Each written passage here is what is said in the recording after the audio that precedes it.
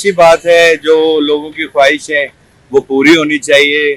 कश्मीर के लोग हैं, जैसे भी फैसिलिटीज उनको मिलें, उनको मिलनी चाहिए।